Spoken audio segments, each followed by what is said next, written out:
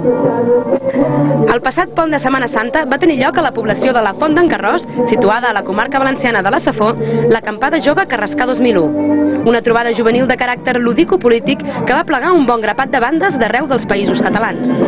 Nosaltres vam ser-hi presents la primera nit, la del divendres 13 d'abril, per tal de copsar l'ambient que s'hi respirava.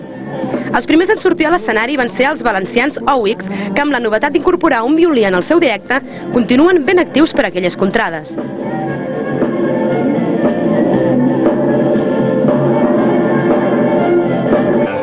Uns altres valencians, però de més cap al sud, són els Pinca. Els Pinca es van formar ara fa 9 anys i practiquen un rock molt més contundent que no pas els primers. Són coneguts per haver editat la maqueta Dolç Verí, la qual els està portant a intensificar els contactes amb les companyies discogràfiques. No tardarem en sentir ben aviat més notícies d'aquestos.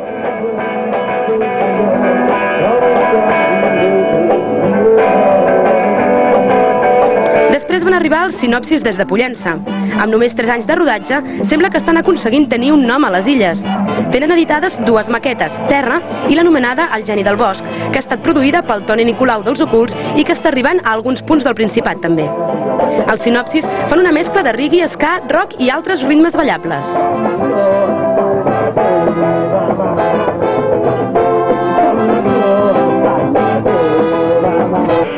Els matarranyencs Los Draps són el primer grup de música jove en català feta des de la Franja de Ponent. Lletres desenfadades i de reivindicació lingüística i cultural omplen el seu repertori. I per últim, els Obrim Pas, que van tancar aquesta primera nit de rock de l'acampada jove Carrascar 2001. L'endemà a la tarda es va iniciar el concurs de maquetes Ja-Rock, del qual en va sortir guanyador el grup Sàters. L'Axambusto Brahms o Dr. Calypso també van tocar en dies posteriors.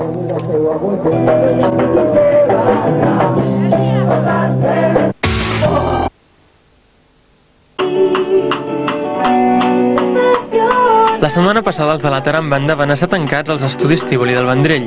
Amb l'ajuda del Jesús Rovira dels Lacs van estar gravant 5 noves cançons que formaran part d'una maqueta que en un principi no es posarà a la venda. Doncs fem una maqueta nova perquè fa temps, que ja fa un any, i vam celebrar un any que l'Anna s'havia incorporat al grup i encara no havíem gravat res en condicions per poder promocionar la música que estem fent ara.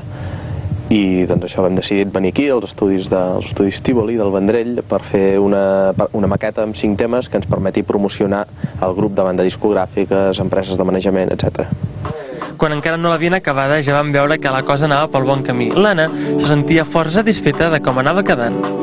Doncs la veritat és que estem bastant satisfets, el lloc és agradable per gravar i penso que s'està fent una feina bastant refinada.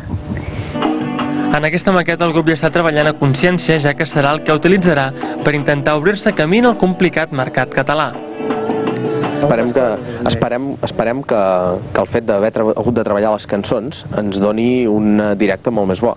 O sigui, unes cançons que les tocàvem, que nosaltres creiem que estaven correctes, en el moment en què les graves te n'adones que no són tan correctes i que tenen errors i tenen coses molt millorables, i treballar amb algú com el Jesús aquí, que ens dona moltes idees i ens dona poc temps que portem gravant, perquè portem poques hores, ens ha donat idees per cançons, coses que ell no veia clares, que no li semblaven millorables, i a més, a part de dir això, doncs ens ha dit com es poden millorar.